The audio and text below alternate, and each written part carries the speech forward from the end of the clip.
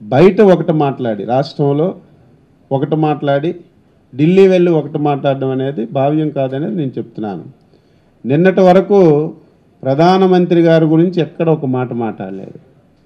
నిన్న ఎలక్షన్లలో నేను అడుగుతున్న సూట్కి వచ్చిన ఒకటే, నిన్న ఎలక్షన్లలో బీజేపీ అంటే ముస్లిమ్స్కి వ్యతిరేక పార్టీ, ఆ పార్టీతో తెలుగుదేశం పార్టీ జతగట్టి ముస్లిమ్స్కి అన్యాయం చేస్తుందని చెప్పి ఏకైక నినాదంతోనే నువ్వు మొన్న ఎలక్షన్లో పోటీ చేశావు.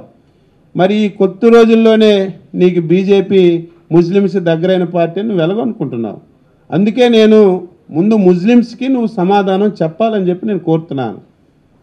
ముస్లిమ్స్కి మొన్న నువ్వు చేసినటువంటి తప్పుడు సమాచారాన్ని ఏ రకంగా నువ్వు సమర్థించుకుంటున్నావు, దాని మీద సమాధానం చెప్పమని చెప్తున్నాను.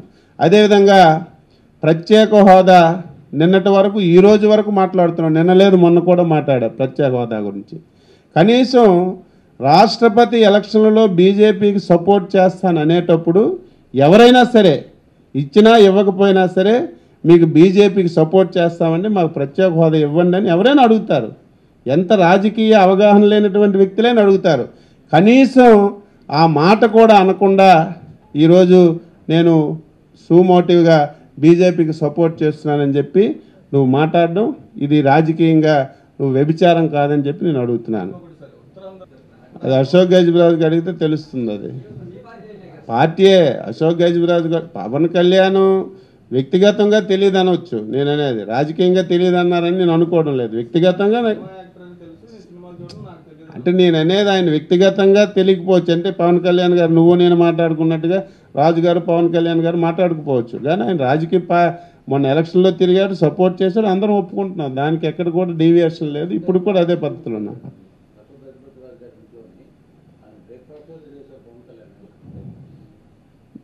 అశోక్ గజపతిరాజు నాకు తెలిసి ఉత్తరాంధ్రలో విజయనగరం వెళ్ళలేదు, శ్రీకాకుళం వచ్చారు. లేదు వెళ్ళలేదు, నాకు తెలుసు కదా. నువ్వు చెప్తావు నాకు తెలుసు కదమ్మా. నువ్వు నేనున్నాను కదా. నేను మా టెక్కలు వచ్చి టెక్కల నుంచి విశాఖపట్నం విజయనగరం వెళ్ళలేదు, అక్కడ డైరెక్ట్ పాకిరాపేట. నాకు ఐడియా. టెక్కలు అయితే వచ్చారు, అక్కడి నుంచి అక్కడికి వెళ్ళారు తెలియదు.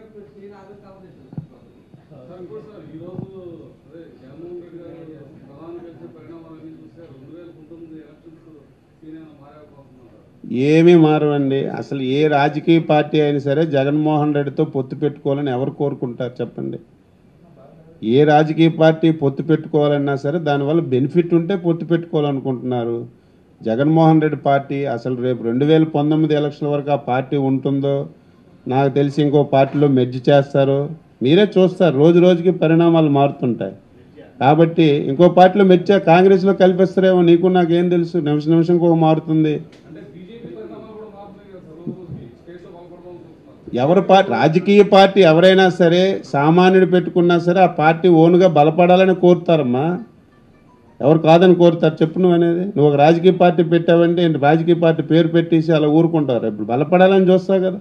ఏ రాజకీయ పార్టీ అయినా సొంతంగా బలపడాలని ప్రయత్నం చేస్తుంది. దానికి మేము వ్యతిరేకమేం కాదు. మాకేంటంటే ఒక నమ్మకం, విశ్వాసం. ఎవరు ఎన్ని పార్టీలు పెట్టినా ఎన్ని ప్రచారాలు చేసినా సరే కష్టాల్లో ఉన్న రాష్ట్రాన్ని ఈ స్థాయికి తీసుకొచ్చాం. 3 సంవత్సరాల్లోనే ఆంధ్రప్రదేశ్ రాష్ట్రం అంటే ఒక అభివృద్ధి చెందిన రాష్ట్రం. సంక్షేమంలో కూడా ఇతర రాష్ట్రాలకు ఎక్కడ కూడా తక్కువ లేకుండా ముందుకెళ్తున్న రాష్ట్రం. ప్రజలు హ్యాపీగా ఉన్నారు. కాబట్టి ఆ ఆలోచనతోనే మేము వెళ్తున్నాం. మిగతా పార్టీల గురించి ఆలోచించడం లేదు. బీజేపీతోని ఇప్పుడు మిత్రత్వం ఉంది, రేపు ఉంటుంది, ఎప్పుడూ ఉంటుంది. అందులో రెండో డీవియేషన్ లేదు. ఓకే.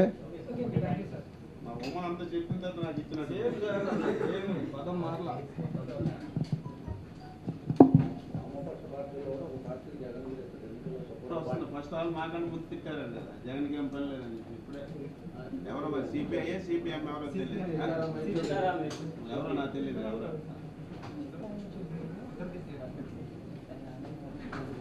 నాకు ఈ బీసీ సంఘాల మీటింగ్ ఒకటి లేట్ అయిపోయింది బంగాళాలో.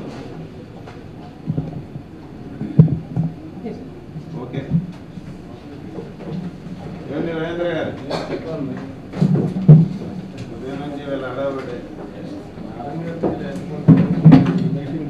లోపల ఒక నిర్ణయం తీసుకోవడం జగన్మోహన్ రెడ్డి గారికి మొదటి నుంచి కూడా ఒక అలవాటు.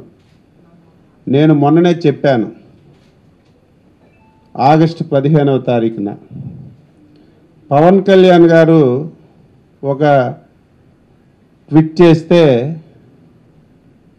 దాన్ని జగన్మోహన్ రెడ్డి గారు తీసుకొని విశాఖపట్నంలో స్వతంత్ర దినోత్సవం రోజున కనీస అవగాహన లేకుండా ఆ రోజు ధర్నా చేసినటువంటి కార్యక్రమం చూస్తే జగన్మోహన్ రెడ్డిది ఒక రాజకీయ పార్టీయే, ఆయన ఒక నాయకుడు అని చెప్పి ఆ రోజే నేను ప్రజలందరికీ కూడా అప్రమత్తం చేశాం.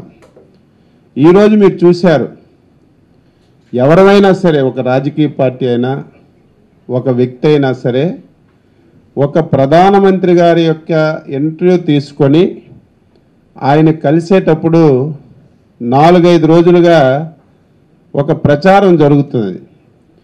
ఒక వ్యక్తి ప్రధానమంత్రి గారికి ఏ సమస్య మీద కలుస్తున్నారు, ప్రజలకి ఏవైనా సమస్యలు ఉన్నాయా, రాష్ట్రానికి ఏవైనా సమస్యలు ఉన్నాయా, ప్రజలు ఏ సమస్య మీద ఇబ్బంది పడుతున్నారు, ఇవన్నీ కూడా ఎప్పటికప్పుడు ప్రజలని అప్రమత్తం చేసి ప్రజల సమస్యలు ప్రధానమంత్రి దృష్టిలో పెట్టి ఆయా సమస్యలు పరిష్కారం చేసి ప్రజలకు న్యాయం చేయాలని ఏ ఒక్క వ్యక్తి అయినా సరే ప్రజాస్వామ్యంలో చేస్తుంటారు. కానీ ఈరోజు జగన్మోహన్ రెడ్డిని చూస్తే ఈరోజు వరకు కూడా ప్రధానమంత్రి గారికి కలుస్తున్నట్టు కానీ ప్రధానమంత్రి గారు ఇంటర్వ్యూ ఇస్తున్నట్టు కానీ ఏ ఒక్కరికి తెలియలేదంటే కేవలం వ్యక్తిగత అజెండాని ఆయన దృష్టిలో పెట్టుకొని ప్రధానమంత్రి గారికి కలిసినట్టుగా ఈరోజు స్పష్టంగా ఈరోజు అర్థమైంది. నేను సూటిగా జగన్మోహన్ రెడ్డికి వారి పార్టీలో చాలామంది పెద్దలకి నేను 2-3 ప్రశ్నలు వేయదలుచుకున్నాను. దానికి వెంటనే మీరు సమాధానం చెప్పవలసినటువంటి అవసరం ఉంది. మొన్న ఎలక్షన్లలో మీ ప్రధాన ఎజెండా తెలుగుదేశం పార్టీ బీజేపీ కలిసి పోటీ చేస్తున్నారు. ఈ 2 పార్టీలు కలిస్తే ముస్లిమ్స్కి అన్యాయం జరుగుతుంది, మైనార్టీలకు అన్యాయం జరుగుతుంది. బీజేపీ అంటే మైనార్టీలకి వ్యతిరేక పార్టీ, వారితో తెలుగుదేశం పార్టీ చంద్రబాబు నాయుడు చేతులు కలిపారని చెప్పి ఇంటింటికి తిరిగి ప్రచారం చేసినటువంటి వ్యక్తివి నువ్వు. ఈరోజు ప్రధానమంత్రి గారికి కలిసి బేషరతుగా రేపు జరిగినటువంటి రాష్ట్రపతి ఎలక్షన్లో నేను మీకు మద్దతు ఇస్తానని చెప్పి ప్రకటించారంటే ముందు నువ్వు ఏదైతే మొన్న ఎలక్షన్లో ప్రచారం చేశావో, ఏదైతే మొన్నను బీజేపీ పార్టీ ముస్లిమ్స్కి వ్యతిరేకం, మైనార్టీలకు వ్యతిరేకం, మీరు ఓట్లు వేస్తే అన్యాయం జరుగుతుందని ఏదైతే తప్పుడు సమాచారం ప్రజలకు చెప్పావో దానికి నువ్వు ముందు సమాధానం చెప్పవలసినటువంటి అవసరం ఉంది. అది చెప్పే వరకు మేము విడిచిపెట్టే ప్రశ్నే లేదు. రెండవది, నేను ప్రత్యేక హోదా తప్ప లేకపోతే ఏదైతే భూ చట్టం ఏదైతే ఉందో భూసేకరణ చట్టం, ఈ 2 తప్ప నేను అన్నింటికీ సమర్థిస్తున్నానని చెప్పి ఒక నీతి మాలినటువంటి మాటలు మాట్లాడుతున్నావు. ఎవరైనా సరే ఒక పార్టీ కానీ ఒక వ్యవస్థ కానీ ఏదైనా ఒక పార్టీకి మద్దతు ఇచ్చినా, ఏదైనా ఒక పార్టీకి సహకరిస్తే ఆ పార్టీ సిద్ధాంతాలన్నీ నమ్మి ఆ పార్టీ ప్రజలకు సేవ చేస్తుంది, ఆ పార్టీ వల్ల ప్రజలకు న్యాయం జరుగుతుంది, ఆ పార్టీ వల్ల మన రాష్ట్రానికి మేలు జరుగుతుందంటే సహకరించాలి తప్ప ఒక విషయంలో మంచి చేస్తుంది, ఒక విషయంలో మంచి చేయడం లేదని ఈ రకంగా నువ్వు మాట్లాడడం ఎంతవరకు సబబు అని చెప్పి నేను అడుగుతున్నాను. ఒకవేళ నీకు ప్రత్యేక హోదా మీద చిత్తశుద్ధి ఏమైనా ఉంటే ప్రధానమంత్రి గారి దగ్గరికి వెళ్ళి రేపు రాష్ట్రపతి ఎలక్షన్లో మీకు మద్దతు ఇస్తామని ఎప్పుడైతే నువ్వు చెప్పావో కనీసం ప్రత్యేక హోదా ఇస్తేనే నేను మీకు మద్దతు ఇస్తానని ఒక మాట అన్నా సరే నీ మాటలకు విలువ ఉండేది. ఏమీ లేకుండా బేసరతగా బయటకు వచ్చి ఒకటి మాట్లాడుతున్నాడు. నేనైతే అనుకుంటున్నాను లోపలికి వెళ్ళి ఆయన పూర్తిగా పాదాల మీద పడ్డాడని చెప్పి నేను భావిస్తున్నాను. ఎందుకంటే ఈ మధ్యకాలంలో లాంగ్ పెండింగ్ కేసులన్నీ కూడా ఈరోజు లాలూ ప్రసాద్ యాదవ్ మీద కానీ, ఈరోజు శశికళ మీద కానీ, ఈరోజు సిబిఐ కానీ, అదేవిధంగా అన్ని కేసులు చాలా త్వరితగతంగా ఈరోజు హీరింగ్స్కి వచ్చి పరిష్కారానికి చొరవ వస్తున్నాయి. కాబట్టి రేపు జగన్మోహన్ రెడ్డి కేసులు ఆ రకంగా అవుతాయని చెప్పి భయపడి ప్రధానమంత్రి దగ్గరికి వెళ్ళి కాళ్ళు పట్టుకొని గత్యంతరం లేక ఈరోజు కలిసినటువంటి పరిస్థితిని ప్రజలందరూ కూడా గమనిస్తున్నారు. కాబట్టి ఎప్పుడైనా సరే ఒక రాజకీయ పార్టీగా నిలదొక్కుకోవాలంటే, ఒక నాయకుడి మీద నమ్మకం ఉండాలంటే ఒక నిబద్ధతతో ఉండాలి. ఏ నిమిషానికి ఆ నిమిషం నీ ఇష్టం వచ్చినట్లుగా మాట్లాడి ఈ రకంగా చేయడం ఎంతవరకు భావ్యం అనేది చెప్పవలసినటువంటి అవసరం. ఇంకొక మాట మాట్లాడారు, చంద్రబాబు నాయుడు గారు విహారయాత్రలకి అమెరికా వెళ్ళారని. అసలు చంద్రబాబు నాయుడు గారి గురించి చంద్రబాబు నాయుడు విహారయాత్రకు వెళ్ళారనే మాట నీ నోటంటే ఏ రకంగా వచ్చిందో నాకు అర్థం కావటం లేదు. ఈరోజు చంద్రబాబు నాయుడు గారు ఎక్కడికి వెళ్ళినా సరే, మొన్న దావోస్ వెళ్తే దానికి కూడా విహారయాత్ర అన్నాం. దావోస్లో -10 డిగ్రీల సెంటీగ్రేడ్ చల్లటి ఉష్ణోగ్రత ఉంటుంది. ఎవరు బయట కూడా తిరగలేనటువంటి పరిస్థితిలో 18 గంటలు ఈరోజు కష్టపడి అందరినీ పిలిపించుకొని పరిశ్రమలు మన రాష్ట్రానికి తీసుకురావడానికి ప్రయత్నం చేస్తే దాన్ని విహారయాత్రలు అంటున్నాం. ఈరోజు మన ముఖ్యమంత్రి గారు అమెరికా వెళ్ళారు. ఇదేదో సీక్రెట్ కాదు విహారయాత్ర. ముఖ్యమంత్రి గారు అమెరికాలో ప్రతి సెకండ్ ప్రతి నిమిషం ఏం చేస్తున్నారో మీ మీడియా ద్వారా ఈరోజు ప్రజలకు చూపిస్తున్నారు. ఉదయం లేచిన నుంచి రాత్రి పడుకునే వరకు ఒక్క నిమిషం కూడా వృధా చేయకుండా ఆంధ్రప్రదేశ్ రాష్ట్రం కొత్తగా ఏర్పడింది, విభజన జరిగింది, సమస్యలు చాలా ఉన్నాయి. ఈ రాష్ట్రం మళ్ళీ దేశంలోనే అన్ని విధాల అభివృద్ధి జరగాలి. మా రాష్ట్రంలో మీరు పెట్టుబడులు పెట్టండి, మా రాష్ట్రానికి ఒకసారి రండి, అక్కడున్న పరిస్థితులు చూడండి అని ప్రతి ఒక్కరిని అడిగి అన్ని ఇండస్ట్రీస్ని ఇక్కడ తేడానికి ప్రయత్నం చేస్తుంటే దాన్ని కూడా విహారయాత్రలు అని చెప్పి నువ్వు విమర్శించడం నేను తీవ్రంగా ఖండిస్తున్నాను. కేవలం ప్రధానమంత్రి గారికి ఈరోజు కలిసినటువంటి సందర్భం ఏకైక సందర్భం.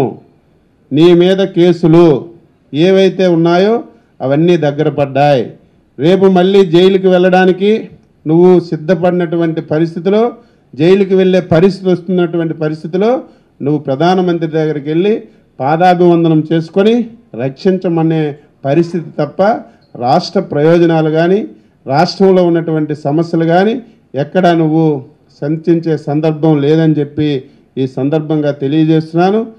ఏమాత్రం నువ్వు మాటల్లో ఏమాత్రం వాస్తవం ఉన్నా సరే రేపు రాష్ట్రపతి ఎలక్షన్లో ప్రధానమంత్రి గారికి బీజేపీకి ఎన్డీఏకి సపోర్ట్ చేస్తాం అనేటప్పుడు కనీసం ప్రత్యేక హోదా అనే మాట, మీరు ప్రత్యేక హోదా ఇవ్వండి, మేము రేపు రాష్ట్రపతి ఎలక్షన్లో సపోర్ట్ చేస్తామని కనీసం ఆ మాట కూడా అనలేదంటే నీ యొక్క వ్యవహారం ఏంటో, నీ పరిస్థితి ఏంటో, నువ్వు రాష్ట్ర ప్రజలకి ఏ రకంగా ఇన్ని రోజులు మోసం చేశావో స్పష్టంగా అర్థమైంది. ఎప్పటికైనా సరే నువ్వు బీజేపీకి సపోర్ట్ చేశావు. మొన్న ఎలక్షన్లలో బీజేపీ తెలుగుదేశం ముస్లిం మైనార్టీలకు అన్యాయం చేసింది, భవిష్యత్తులో అన్యాయం చేస్తుందని నువ్వు ఎప్పుడైతే తప్పుడు సమాచారం చెప్పావో ఈరోజు బీజేపీకి సపోర్ట్ చేసినటువంటి సందర్భంలో దాని మీద కూడా నువ్వు సమాధానం చెప్పాలని చెప్పి ఈ సందర్భంగా కోరుతున్నా. నేను ప్రధానమంత్రి కలవడంలో నేను తప్పు పట్టడం లేదు, లేకపోతే ప్రధానమంత్రి గారికి దగ్గర అవుతున్నారని చెప్పి నేను తప్పు పట్టడం లేదు.